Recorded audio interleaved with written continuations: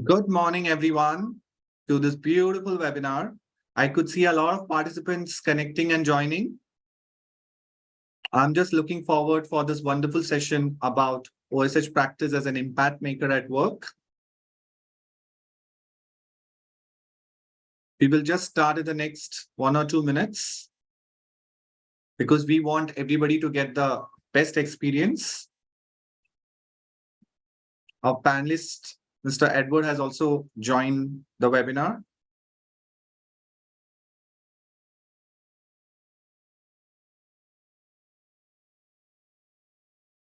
I could see a lot of good morning coming. Good morning, everyone.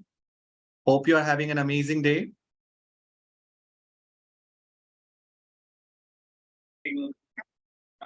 Cricket will be hugely impressed with what he's seen so far.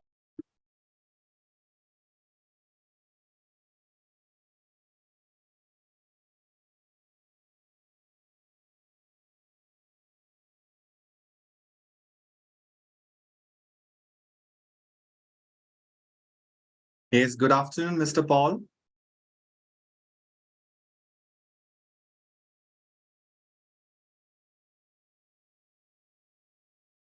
Really glad that so many participants are joining. I could see the excitement in the air regarding the topic, as this is quite trending topic everywhere. Looking forward for everybody's participation and everything.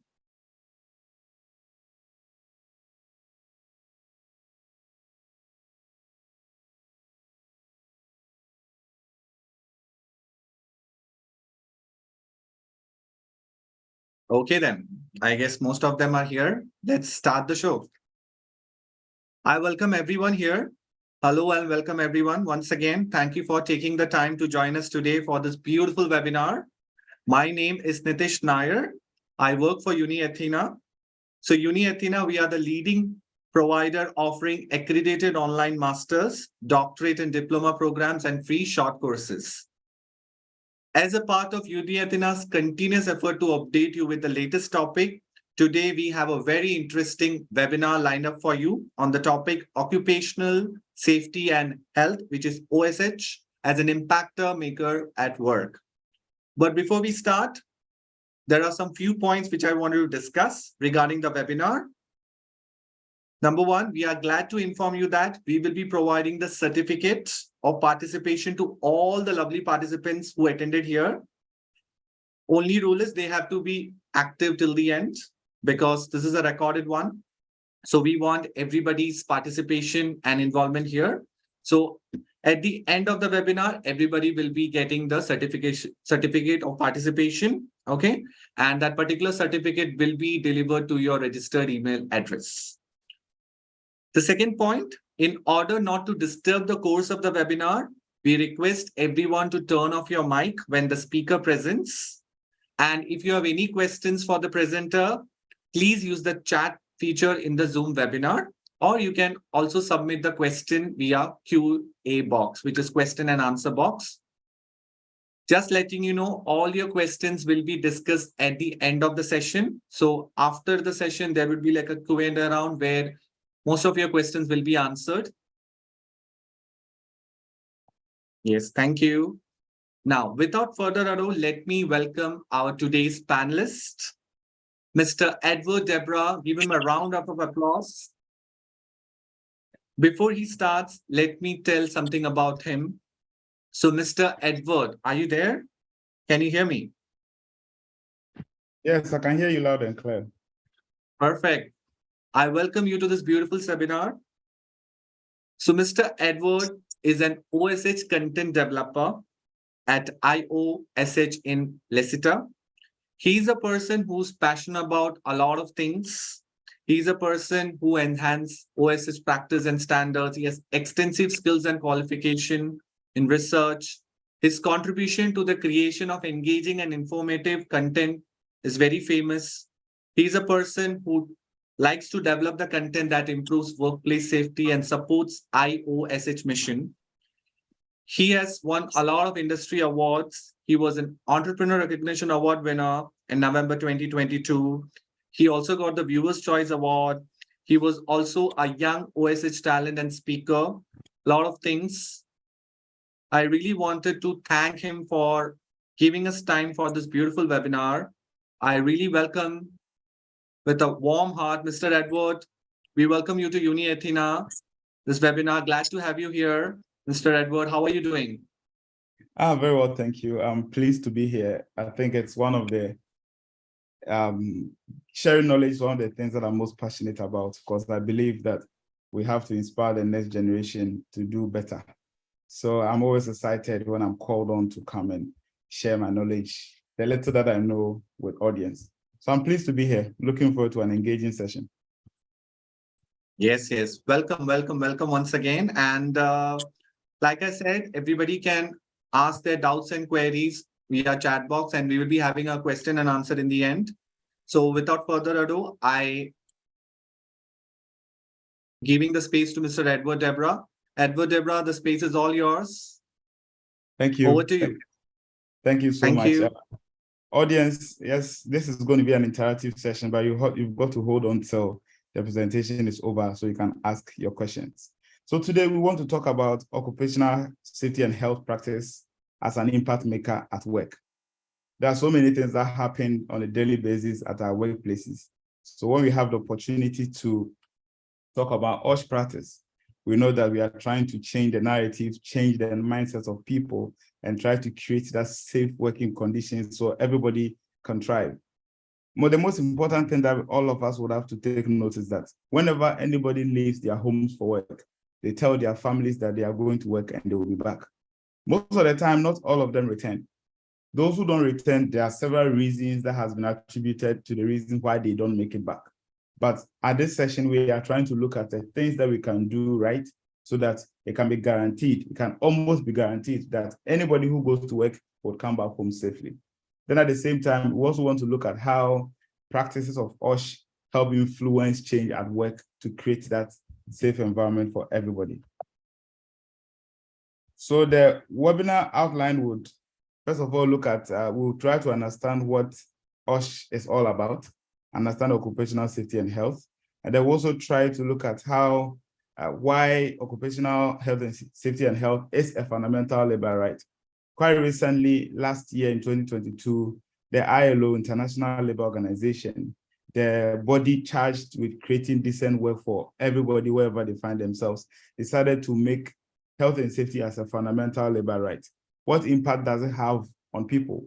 What impact does it have on organizations? And what impact does it have on the entire society as a whole? So we will try to look at that and see the benefits that OSH brings to the table. We will now also look at how impactful OSH practice can be or would be at the workplaces. We'll look at it from two different extremes, from the negatives and the positives. And then we'll conclude with some lessons that have been learned over the years that we believe when audience hear it will also help them make decisions towards creating that safe workplace. So when we say we want to understand OSH, it simply means that OSH is promoting and maintaining the highest degree of physical, mental, and social well-being of workers. So it's not just enough to hire people, pay them salary at the end of the month. You've got to make sure that their physical well-being is intact. Their mental health also has been taken care of. And then again, their social well-being also very important. A lot of things happen these days, and we all know the economic challenges affecting the entire globe. So lots of workers have started having so many challenges because the same salaries that they used to earn a year ago is what they are earning now. But the cost of living, standards of living have all increased or have improved. So what it is that we have a smaller amount of money chasing a myriad of dreams, which makes it almost impossible. And unemployment rate has also soared. A lot of people are sitting at home now with no jobs. So just imagine how these people feel, their mentality. Just imagine how these people feel physically. Are they able to look after themselves well as it should be? And then the general well-being of workers, people who are even working and those who are not. Those who are working are complaining. Now let's just consider those who are not even found jobs at all. Their well-being, what then happens? All this stress that people are going through, what strategies have companies put in to support such people? We want to look at that. And then again, when we say OSH, we are trying to have objectives of maintaining and promoting working health and working capacity. So working health and working capacity is that you have to ensure that your workers are in good health in working, and they have the capacity to deliver on the jobs that they are asked to do.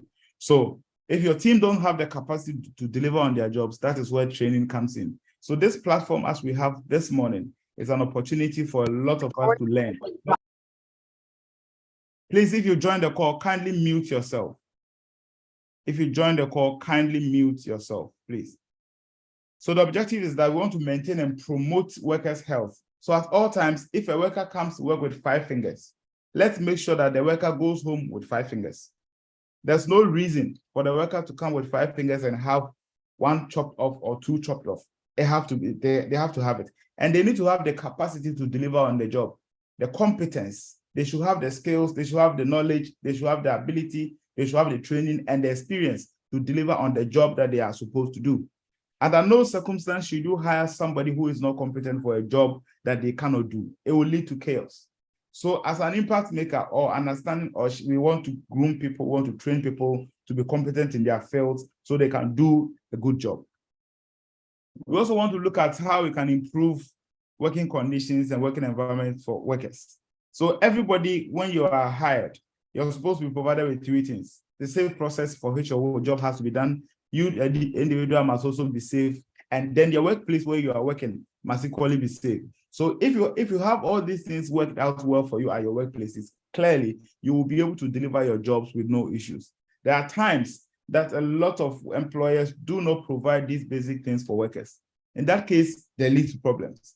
So if workers are supposed to work on machines and they are not trained on how to use the machines, there's every chance that they'll be injured along the line.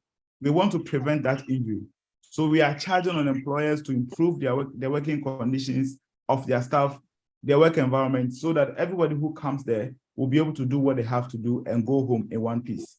Let's also remember that we all have families who look up to us. So if we go to work and we get hurt, we get injured and all of that, we will not be able to be as productive as we should be. Can you please mute your mic, please? Francis, can you help me mute everybody who comes on? Guys, can you mute your mic, please? Thank you.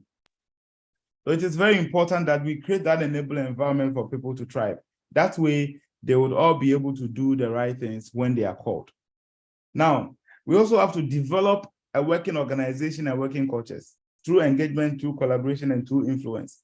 Nobody can do so much if we don't engage people. This webinar has been put together for a lot of you, and I have seen 267 people on the call. What this simply means is that all these people are being engaged. And once we are engaging you, you are learning a thing or two. At the end of the day, you will be able to collaborate with us and send this knowledge out. When you send that knowledge out, we will help influence people who do not know what you know. That's the reason why, understanding OSH, we need to have the mindset of always collaborating. We need to have the mindset of engaging. Then we need to have the mindset of influencing together, because there's so much we can achieve if we decide to work together.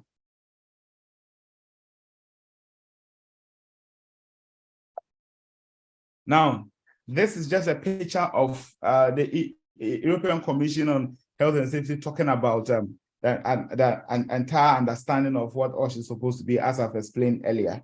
So we are creating good workplace for people. We are building the capacity of people. We are supporting influence. We are supporting collaborate, and then we are supporting engagement. That is how we can understand OSH. So now, OSH as a fundamental labor right. Prior to last year, when OSH became a fundamental labor right, there were already 4 rights that workers were enjoying. The first one was abolition of child labor. And we all know child labor in other countries, or in some countries, you find very minor people doing work, which is not supposed to be. So minor children of school-going age must be in school and not be employed. So this has been passed such that anybody who is caught hiring minor people can be arrested, prosecuted, and sometimes even jailed, So we want to avoid the fact that we burden younger people with the responsibility of fending for themselves by giving them employment until they are of age, depending on the country's demographics. In my country, for instance, I think the age is within 16 and 18 upwards. Until you are within that age, you are not even supposed to work. But there are so many places that have a lot of younger children or younger people who are always engaged with work, which is an abuse of their right. So that has to stop. So ILO has come out clearly to state that we cannot abuse the younger children by creating job opportunities for them. All signatories to ILO conventions, I believe, have adopted this principle and design rights in their various countries. We have to continue from that angle. Then again, we also look at the elimination of workplace discrimination. In times past, when you have people who are mobility challenged, people who cannot move around, when you have people who have sight challenges, people tend to discriminate against them. And sometimes people are even discriminated against because of your tribe, your belief system, and all of that. But ILO is telling all of us that that has to be avoided. If we want to use OSH as an impact maker, we need to get everybody involved. Hence the introduction of diversity, equity, and inclusivity. This makes everybody feel welcome to be a part of any activity that they hope to do gainfully. And then they have the right also to be protected whilst at that. So this law or this statute tends to put emphasis on the fact that discrimination at workplaces should be a thing of the past. Everybody must be encouraged to do their bit within the confines of the job environment and not be discriminated against. We also want to look at forced labor and compulsory labor. A lot of people in very deprived communities sometimes are forced into doing things that really are against their will. Let's say your family goes to take a loan from somebody and then you are forced into work to pay off that loan. That is not great enough. For younger people, for instance, it puts us in a very disadvantaged position because we do not have a say in what happens. Somebody's decision has affected us. The ILO is strictly frowning on that and it's encouraging that everybody must be decently employed and we should eliminate any form of forced or compulsory labor. So within your communities, whenever you spot some of these things, please make it a point to report to the nearest police so it could be looked into, so that nobody now gets hurt or nobody gets employed underage or nobody is forced to do anything that they are not comfortable with. Now, we also have the right to collective bargaining. Everybody wants to bargain at some point. Pressure groups. Can you please mute yourselves? Thank you. Pressure groups. Every employee has a right to collective bargaining. So we have trade unions in organizations that sort of spearhead bargaining for things through salary, conditions of service, and all of these things. It is not a right that everybody can come together to bargain for something. In the past, when you do that, you are sidelined and probably lose your job. But now it is a right that everybody can, at any given point in time, come together with a common goal and chart a path to improve this situation. So when we say OSH as a workplace, Just a sec, Mr. Edward. Requesting the participants, if it would be good if you can mute yourself, because sometimes background disturbances can really affect the flow. Thank you. So when we also look at the workplace, OSH as a workplace impact maker, we want to look at it from 3 different angles. From the moral reasons. Moral reasons being that we want to look at the ethics of the business, how negative culture promotes absenteeism and presenteeism. When I say absenteeism, if the workplace culture is negative, chances are people will get injured. And when they are injured, they can't come to work. They'll be absent. And if the workplace culture is also negative, chances are people will be present at work, but their concentration will be somewhere else. That is presenteeism. They are there, but their mind is somewhere else. You don't want to have a workforce who is not committed to your cause. You want to have a workforce who are willing and ready to go all out to ensure that whatever it is that you are aspiring to achieve is being achieved. And under no circumstance does any employer wants to pay money when people cannot deliver on the job. You also want to know that if the moral reasons are negative, or if the culture is negative, there will be increased accidents and injuries, and then there will be high turnover. People will not stay with the job for a long time. Take for a second Unilever, Nestle, and the like. I know people who have worked in such organizations for 40 years of their life. They started their career from there and they went on pension from there. What it means is that there's something right in that organization. And the thing that is right in that organization has given rise for them to be able to do what they have to do. So it is very critical at all points that we need to prioritize health and safety at such a place so that things would improve going forward. Now, the financial reasons, when we have OSH as a good practice maker at the workplace, we will be able to avoid all fines and sanctions. When we avoid all fines and sanctions, then it helps us. 1 second, please. 1 second.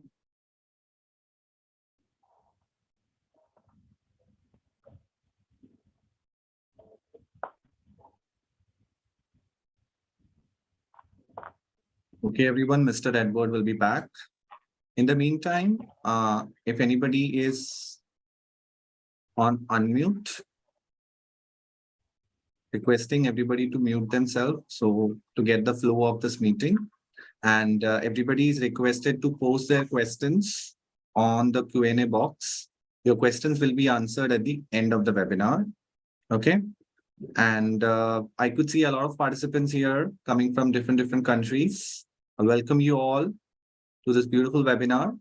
Hope you get a lot of knowledge and insights regarding this particular content, and hope you get immense knowledge about it.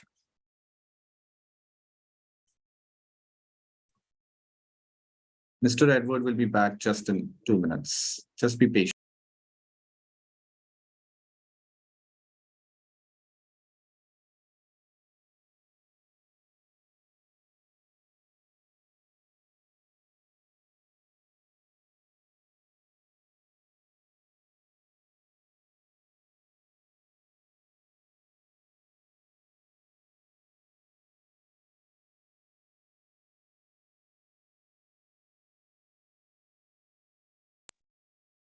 Also, regarding the participation certificate, a lot of people have been asking me.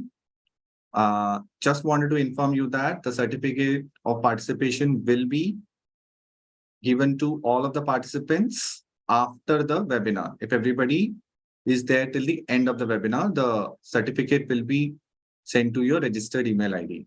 Thank you. Over to you, Mr. Edward. All right, thank you so much for the opportunity to go on the short break. Yes, so as I was explaining, OSH at the workplace would help improve moral reasons. So moral reasons was that the negative culture will not be turned to positive, because we'll begin to understand the cost of accidents. And when we understand the cost of accidents, we will now know what to do to improve.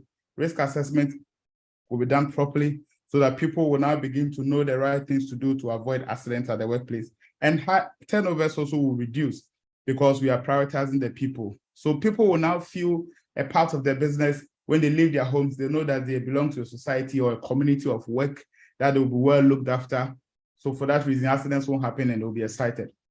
Now with the financial reasons, when the culture is right, when we have the right OSH influence at the workplace, there's always reduction in fines and sanctions because people do the right things. Insurance claims obviously reduces because nobody gets hurt for workmen's compensation to be triggered. And then as well, funeral donations and things are all reduced because everybody's healthy, nobody's dying at work and all of that. And business obviously increases because you'll be able to attract a lot more businesses to bring you more revenue. So the more revenue you get, the more your business grows. So OSH at the workplace really makes very good impact, and it's something that we can't understate. Now I want to look at the legal reasons. There are several lawsuits that are flying all over the place. If you go to the UK, for instance, and you visit the Health and Safety Executive website, you would realize that a lot of businesses have been given fine sanctions. Some of them have even lost their licenses to operate because they didn't prioritize health and safety. So if we prioritize health and safety within our businesses, there's every chance we won't have any lawsuit. And we all know how long legal processes can take. So if you're able to avoid all these legal sanctions, what it simply means is that you make a lot of money that can be put back into the business for the business to grow, instead of spending that on legal fees, on lawyers, on judges, and stuff like that. So it makes a lot of sense to prioritize health and safety at the workplace so we can avoid that and improve the business bottom line. Now look at this gentleman. Look at the picture carefully. This gentleman went to work with both hands, but he has one hand chopped off. What it simply means is that when he was working on the electrical installations, he probably did not prioritize safe processes. So he didn't trigger the logout and tag out process, for which reason there was live power in the electrical installation that he didn't know, and he got electrocuted and his hand had to be chopped off. This could happen to any of us at our workplaces when we decide to leave things to chance. So this call is a call on all of us with responsibilities at our workplaces. Even as employees, we need to ensure we look after each other. We cannot just sit on the fence and allow things to go bad. People are dying on a daily basis as a result of these things. We cannot rest on our horse. So if we implement good health and safety practices in our organizations, one, it will be good business. Two, people will be protected and accidents wouldn't come. Accidents will reduce, if not completely eradicated. This gentleman obviously has a family, has dependents, people who look up to him. Now with this situation he has on his hands, assuming he stays home for 6 months to heal, and then employer decides to fire him, what then happens to his family? Your guess is as good as mine. So it makes a lot of sense at all times for us to prioritize health and safety within the various places we find ourselves. When it is practiced, we know that we are going to create a positive workplace culture.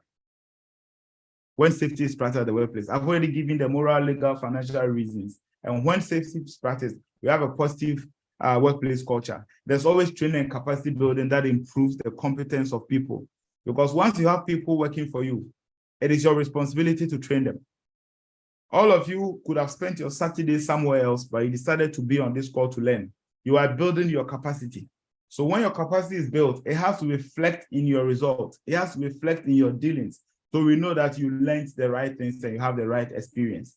It is also very important that we investigate all near misses and accidents, and then we share lessons. Those of you who are Christians on the call, you know very well that, there was a time that the Bible tells us that Eve was deceived by a snake. This snake wasn't killed. It became a dragon in Revelations. So what it simply means is that the near misses that you see, that you do not investigate, might turn out to create a catastrophic accident in future. So first things first, let's be proactive in trying to identify all possible near misses, hazards, and things. We try to find solutions to them immediately so that we can avoid accidents that happen in future. Then also, once even accidents happen, it is very important that it is thoroughly investigated. You do not just investigate at the root cause. You do not just investigate at the immediate or underlying causes. Please try and delve deeper to get to the root causes to know exactly what happened. Once you're able to tell exactly what happened, then the lessons learned from there could be shared with the wider teams. When the wider teams get to know the lessons, they will improve going forward, and this will be avoided along the line. Otherwise, there will be a repeated accident, and in this case, the impact might be more catastrophic than you anticipated. So it is very important that we try to investigate incidents or near misses, and then we share valuable lessons amongst the teams. We now come to leadership. Everything rises and falls on leadership. Once you have the right leadership that shows visibility, that shows commitment, and allocates resources, safety would improve. If you have leaders who don't really care about the people and their safety, but only the bottom line, accidents will happen. And these accidents will erode all the profit that they had anticipated to get. So it makes a lot of sense that leaders on the call, please take this as a clarion call and ensure that the needs of your people as far as their health and safety comes first. When you look after your employees, they will look after your business. If you don't look after your employees, they will pretend to be looking after your business, and before you know, your business collapses. So we want to use health and safety as an instrument to make an impact at the workplace. Most importantly, we've got to introduce a work-life balance. A lot of people work throughout the year. No leave, no break, no rest. You are not a robot. You need time to rest. When the time comes, take some time, take some minutes, go somewhere, relax, refresh your mind, re-energize, recharge your batteries, and come back to work. If you work for so long with no leave, you suffer burnout. When you suffer burnout, the company loses at the end of the day. So it is very important that we begin to introduce work-life balance. And employers must also begin to look at employee-assisted programs. These days, a lot of people are going through so much. So there should be counseling sessions within organizations where people could be spoken to. I've had the opportunity of working in organizations that had anonymous counselors who were supporting us when anybody was going through any financial challenge, any emotional issues, all of those things, the stress and all that. So it is very important that we begin to introduce work-life balance. And even as employees, one of the simplest things we can do to protect our own well-being and our health and safety as well is to start our own routine engagement of exercises.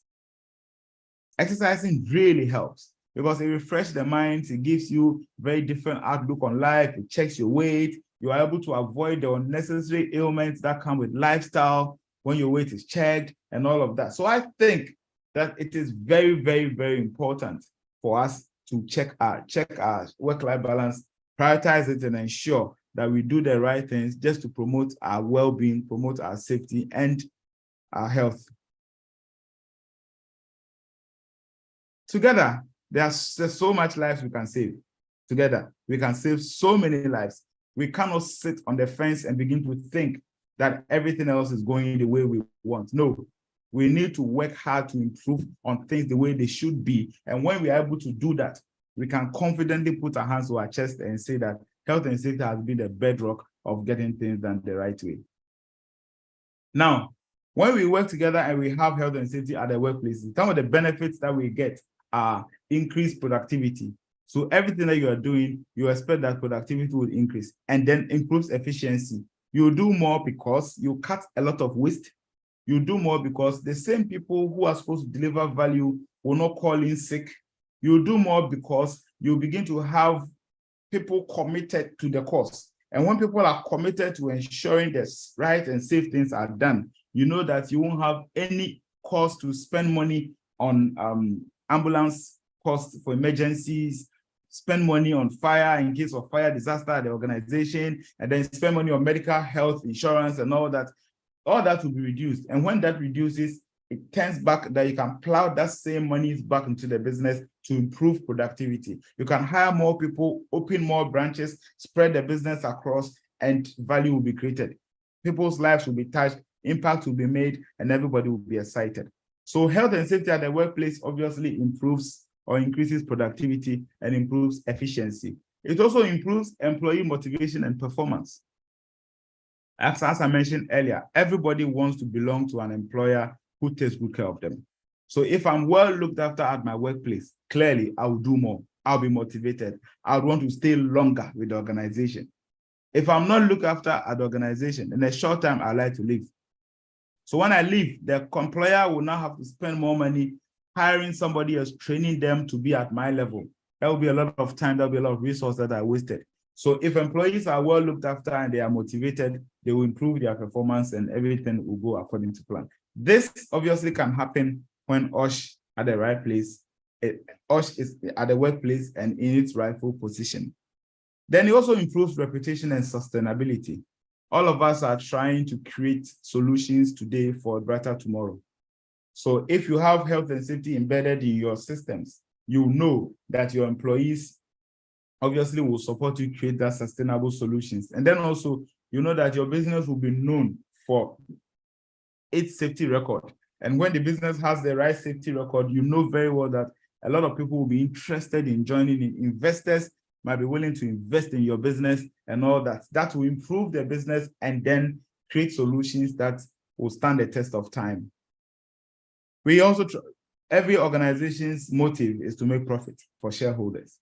So once OSH is at the right place at the right time in the organization, value will be created for shareholders because we will reduce accidents. When we reduce accidents, efficiency will be there. When we reduce accidents and we improve competence, productivity would increase and employees will be motivated. So at the end of the day, shareholders will get value for their money. Don't get me wrong, every organization is set up for profit. Apart from the non-governmental organizations, every organization is set up for profit. So if we have value, we have that at our mindset and we improve on safety systems within the organization, we'll end up creating more value for shareholders and they'll be more than willing to put in more money going forward. In conclusion, I want to end with some quotes. Ralph Nader said that there's no better policy in society than pursuing the health and safety of its people. So this clearly explains the fact that you cannot do much without safety in organization. Everything else in organization should begin with safety. Once people are safe, things will improve. Don Brown also says that an incident is just the tip of the iceberg. It's a sign of a much larger problem below the surface. So as I mentioned, once an incident happens or an accident happens, it makes sense to investigate it to the root cause level so that we can all see what happened and then we can improve from there. But if it happens and you do not investigate and you brush it under the carpet, you would realize that it will come back to hurt you in the more different ways and it can be more devastating.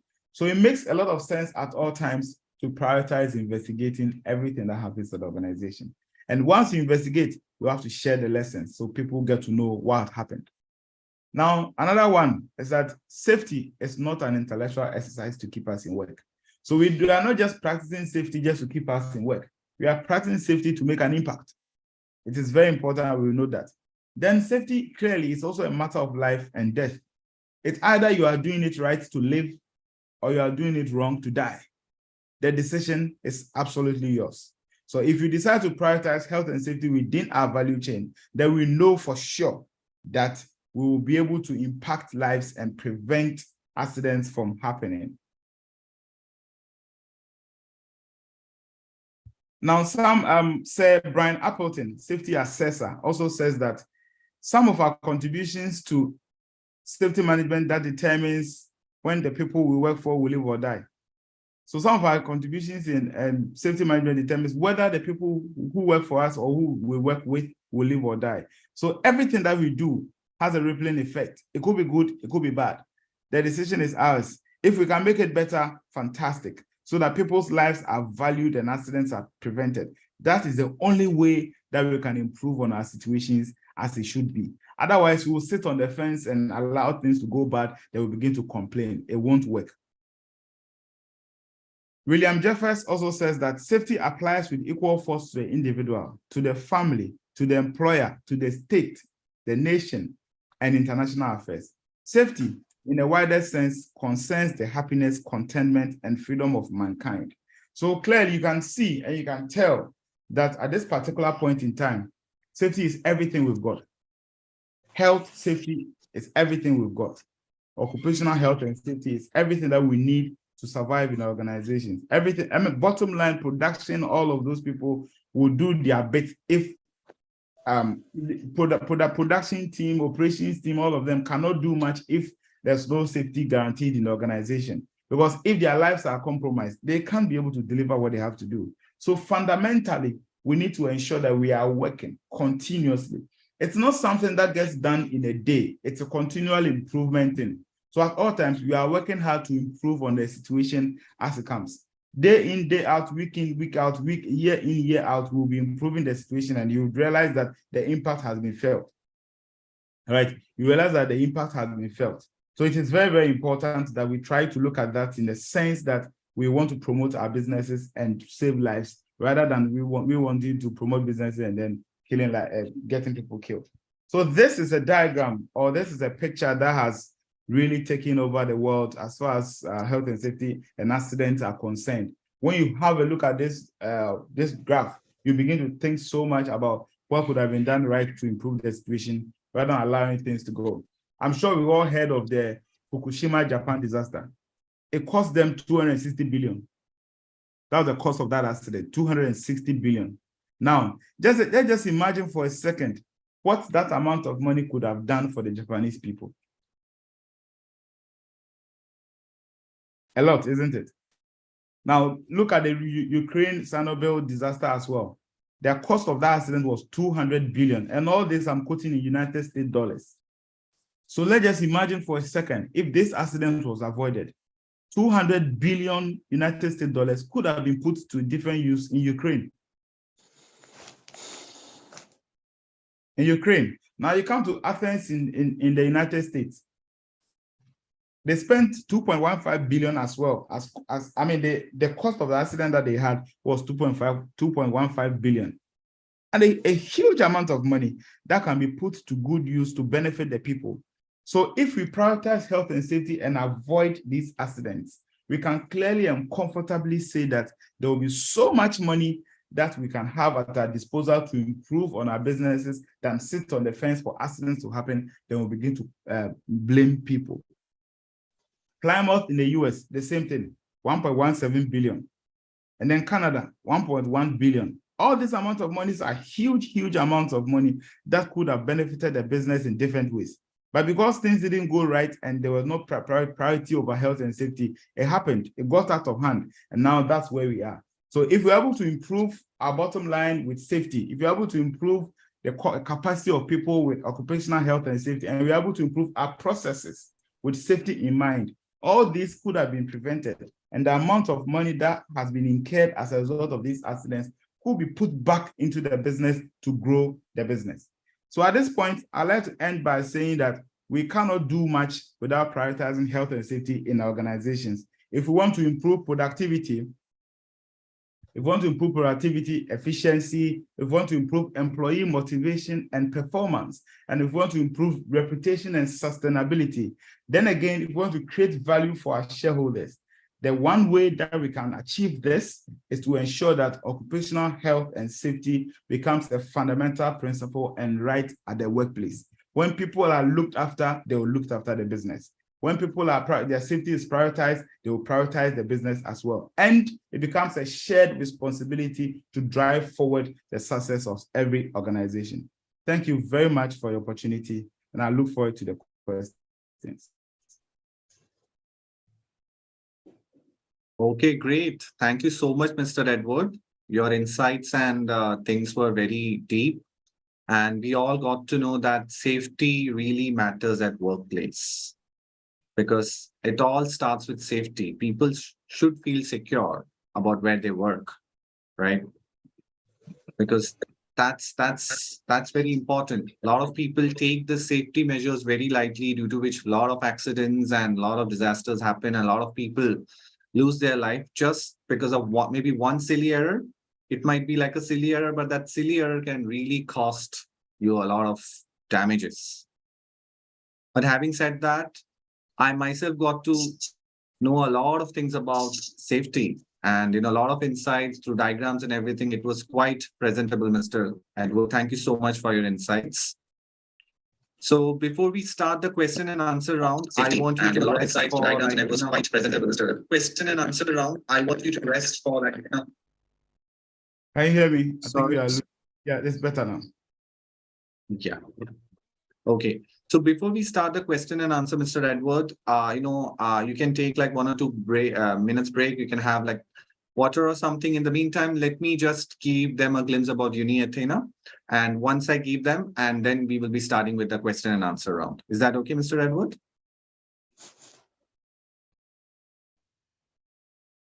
I hope I'm audible.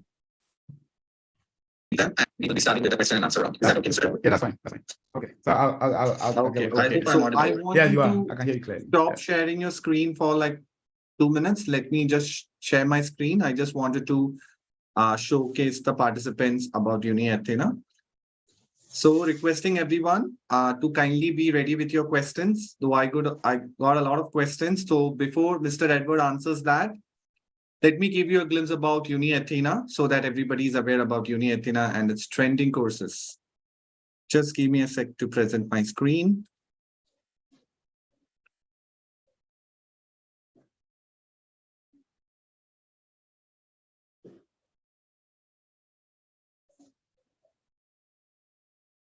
Okay. So, as you are all aware, Uni Athena is the best platform for best online education. As you may see, this is the logo. We are the best because we are affordable, flexible, and accessible. And this is our, just give me a second. Yeah. Uni Athena is established in 2019. Okay. Athena Global Education is an edtech company, and we are headquartered in the UK. Uni Athena offers various online and academic and free learning short courses in affordable and flexible manner. We are a part of Westport Group, and we are proud partnership with more than 10 universities and professional qualification authority. As you may see the numbers, we have 225,000 plus learners. We are in 212 plus countries, and we have 400 plus courses. These are some of our partners. As you may see, UCAM University, GMU University, Alberta University, Cambridge University, to name a few. Now, at Uni Athena, we have two sets of programs. One is academic programs and one is short courses. Academic programs include master programs, MBA programs, microcredit programs, and doctorate programs in the field of management, business, marketing, operation, etc. Short courses, we have basic short courses, essential short courses, mastering short courses, diploma, executive diploma, and MBA essentials. In short courses, we have free learning short courses in over 10 different domains, ranging from 5 hours to 40 hours diploma. Now, this is some of our features. In Uni Athena, we have a flexible payment thing where you pay as per you grow. You don't have to pay everything in one go. You have to pay module wise. Let's say, for example, you have enrolled for an MBA course or an engineering course. There will be like 6-7 modules. After completing the module 1, you have to pay for the module 2. In that way, we are very flexible. Second thing is we are 100% online. Everything is online. We have video tutorials, we have video material, and everything is online based learning. The third point is self-paced learning. We have a flexible course duration. You can learn at your own pace. You don't have to rush everything. You can learn at your own pace because certain people loves to study in the morning. Certain people are not a morning person. Certain people like to study in the afternoon or in the evening or at night. As you may see, a lot of partners tied up. Those are called accredited university associated with us. So we have a lot of accredited university partner who is globally accepted and accredited. We have a module course delivery where we have a personal tutor for every module and every course. So our personal tutor will make sure that your learning process goes smoothly and everything goes better. Now, as a part of the experience, we are 100% online and we have a bite-sized delivery. This is one of the example of video tutorial where the particular person gives you a glimpse about what the course or the content is about. We have essential reading. Essential reading is type of a summary, executive summary of what we watched in the video. As you may see, this is an example of the essential reading. This is the Uni Athena LMS portal. Once the student enrolls, this is their page. The additional readings includes the reference materials and the additional resources of the particular content. As you may see, every learning includes 4 levels. Level 1 includes video lecture. Level 2 includes essential reading. Level 3 includes reference materials, and level 4 additional resources. To check out more offerings, you can always visit our website, www.uniathena.com. Now, we have 3 offices worldwide. One is in UK, one is in Middle East, and one is in India. As you may see, the address and the contact numbers.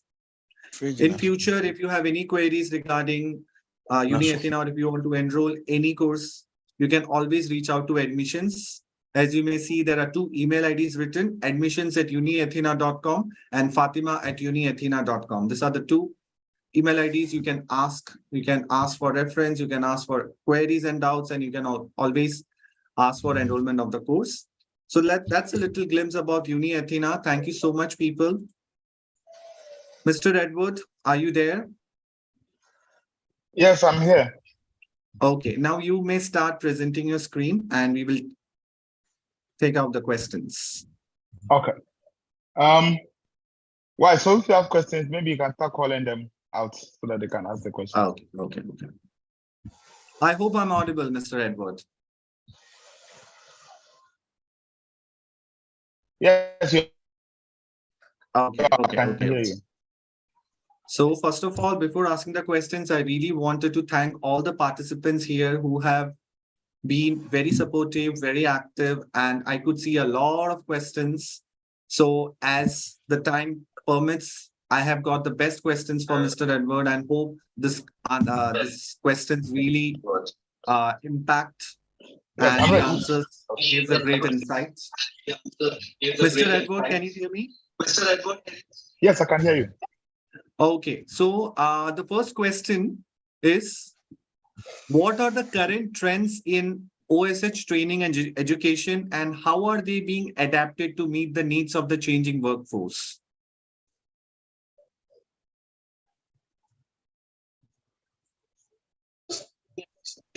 Hello, am I audible?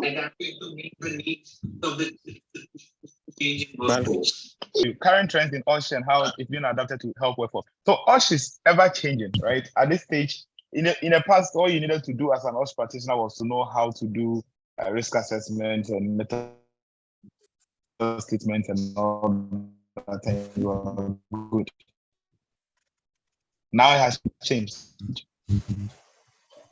We have diversified on a cutting edge, introducing so many things that were not there initially. There's now health, there's a lot of things on stress. Even artificial intelligence has been improved or has been inculcated in the field of OSH. We are more futuristic than ever. Currently, we're designing solutions that will take care of people for tomorrow.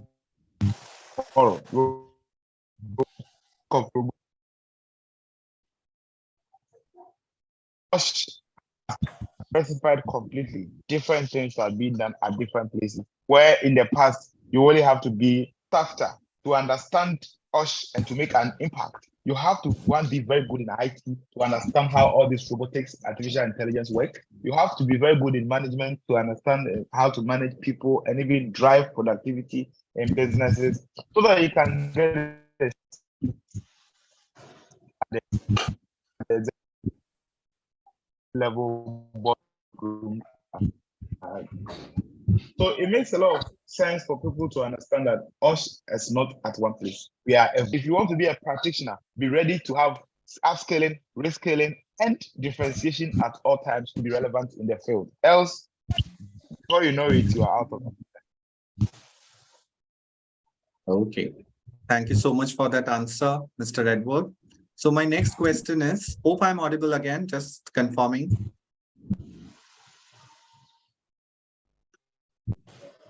Hello, Mr. Edward, am I audible? Again, just confirming. Your line is breaking, but so you can take it again. Mr. Edward, am I audible? Yes, you are. Maybe I can turn off my video to save some bandwidth. Yeah. Ask your question. That would be good.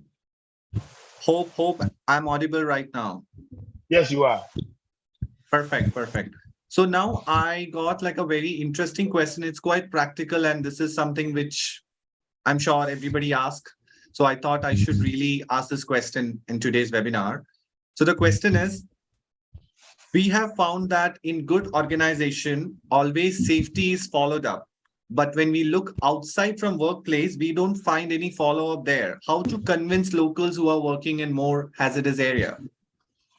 So convincing locals really is that simple. The locals should begin to see their life, right? They should see themselves first.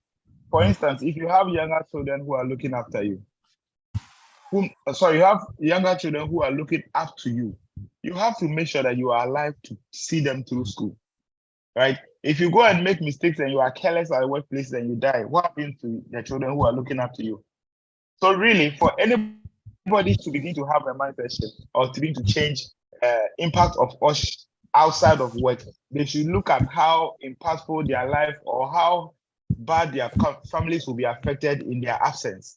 Once you get to realize that people are depending on you, that is enough motivation for you to do the right things to live a longer life so you can give back to society. Great. Thank you for that insightful answer, Mr. Edward. So my next question is, what are the primary obstacles or challenges faced by organizations in implementing effective OSH programs? So that one, normally, I would put it on leadership. Sometimes the leaders are not committed. They don't dedicate resources. They don't support training of workforce. When that is absent, clearly, you really can't do much.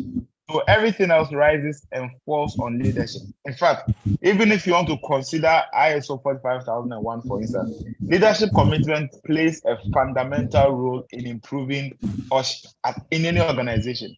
So once that is non-existent, you know that the organization will suffer. So leaders must ensure they walk the talk, not just talk the talk. Once leadership show that way, subordinate employees would follow. Because leader releasing resources simply means that there will be enough training for employees. And when there's enough training for employees, the competence of employees will be developed. When the competence is developed, there will be less mistakes, less accidents, and more production. So everything rises and falls on leadership. Great, great, great. That makes sense. So my next question would be, how are different organizations or companies integrating mental health initiatives into their OSH programs or support employee well-being? If you could just give us a light about what are the initiatives taken by them.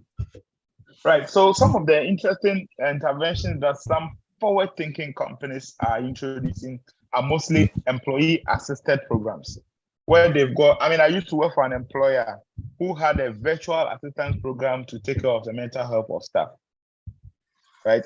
So that's one way that cutting edge or serious forward-thinking organizations are doing.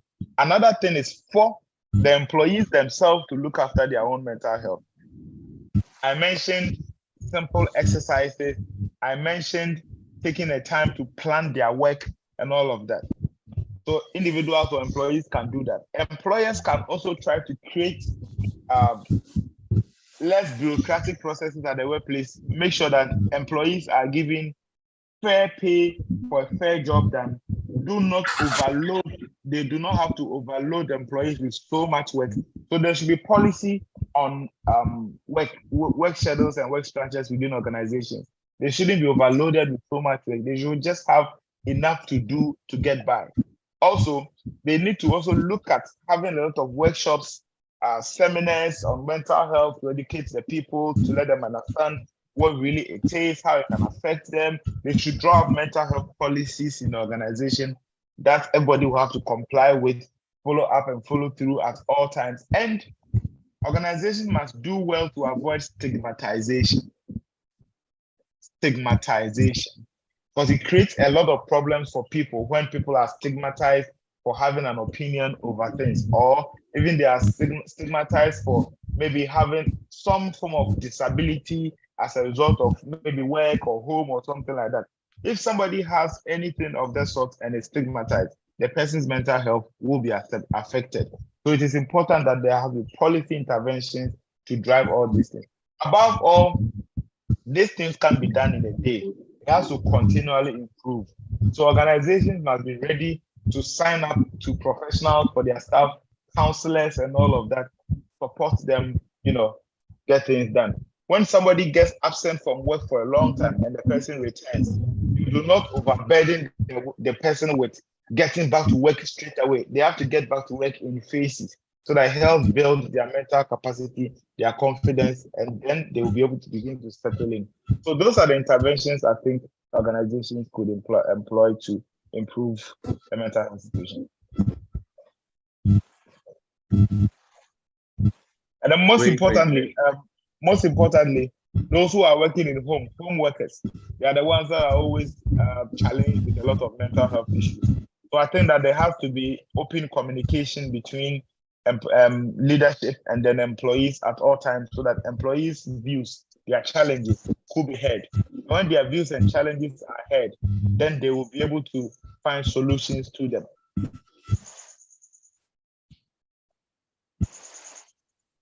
Perfect. That's a great insight answer, Mr. Edward. So my next question to you is, what are the anticipated impacts or revised OSH regulations and standards in 2023? If you could just give us an idea about that everybody should be knowing. Oh, no. Revised OSH regulations, it really depends on country to country. For instance, where I come from, Ghana, we don't have a national legislation yet. So if I'm talking about revised regulation, that would be difficult. However, if I want to look at the global space, global landscape, then we should be looking at artificial intelligence being part of OSH. We should be looking at using cloud-based systems to improve OSH situation, because the world is moving at a fast pace. So we've got to embrace that change and run programs around them so that we can all be in sync to be able to meet the needs of the current situation for the future. So trends like ICT has to improve, trends like human factors have to improve, and I would love to see those things machine learning and things like that. I'd like to see them in any regulations that will come up in 2023 as far as OSH is concerned. But the most important thing is human factors also have to be considered in all of these things, because all these things that are done is humans that are going to operate or they are going to manufacture the things that are supposed to be done. So the capacity of human beings has to continually evolve, has to continually build so they can meet the needs of the present generation towards the future. Great. So my next question to you is, I'm sure you have seen a lot of betterment at OSH. So can you just give us an example that really prioritizes OHS and it really contributed to increased productivity and efficiency at workplace? If you could just give us a recent example. Recent example of a company that prioritizes health and safety. Was that your question? Yeah. Right. So you can like talk how of does them. OSH contribute? How does that OSH contribute to the increased productivity and efficiency? That particular, maybe that event or something that really impacted the productivity and efficiency. Okay, so you want to look at OSH as an influencer, right?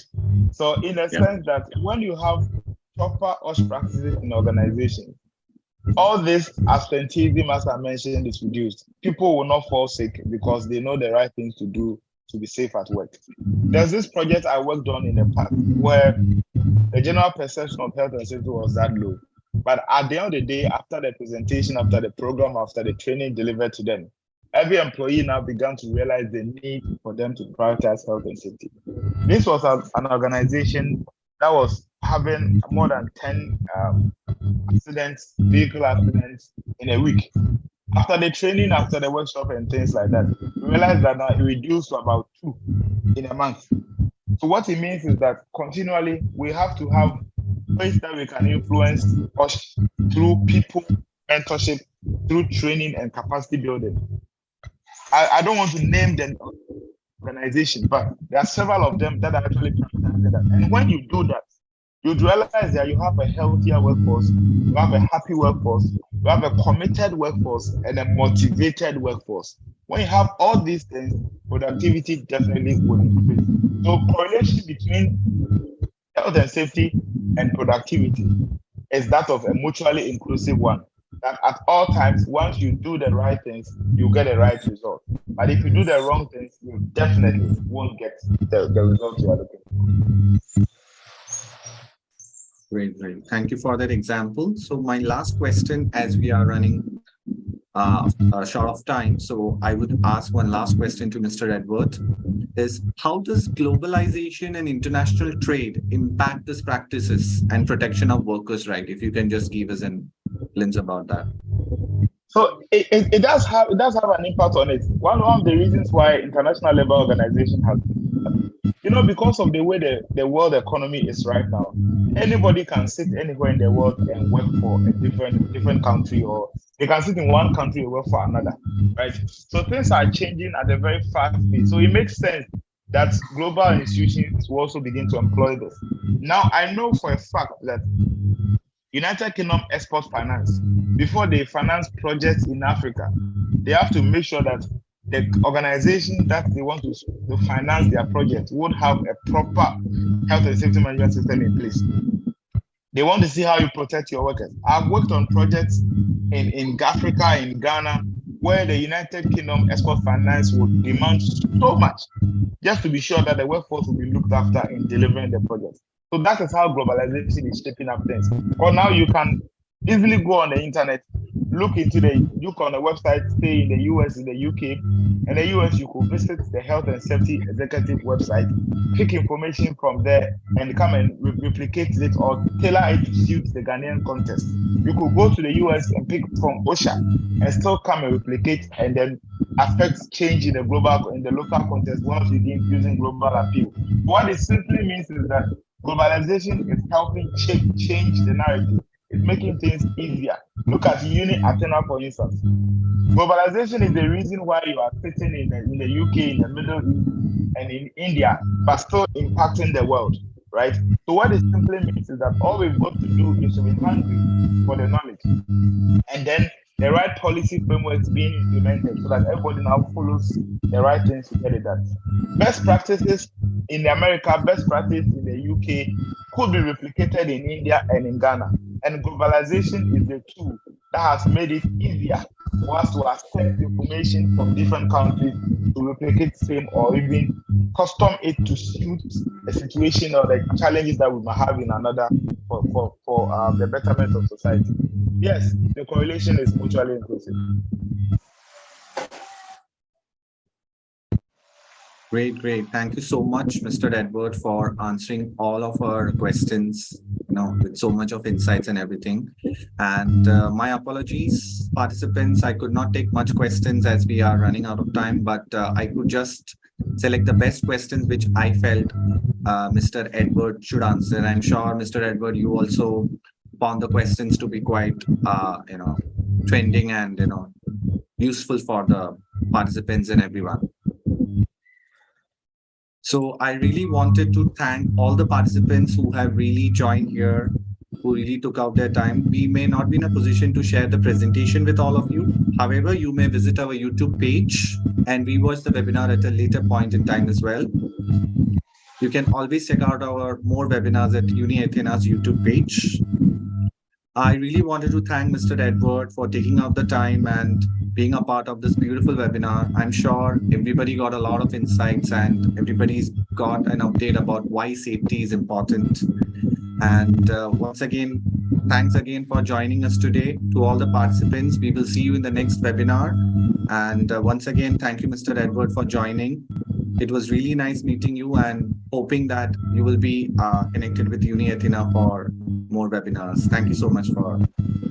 Thank you so much for the opportunity as well. Whenever you need my services, do let me know. I'll take time to support. Okay. Thank you so much, Mr. Edwards. Thank you, everyone. Bye-bye. Bye-bye.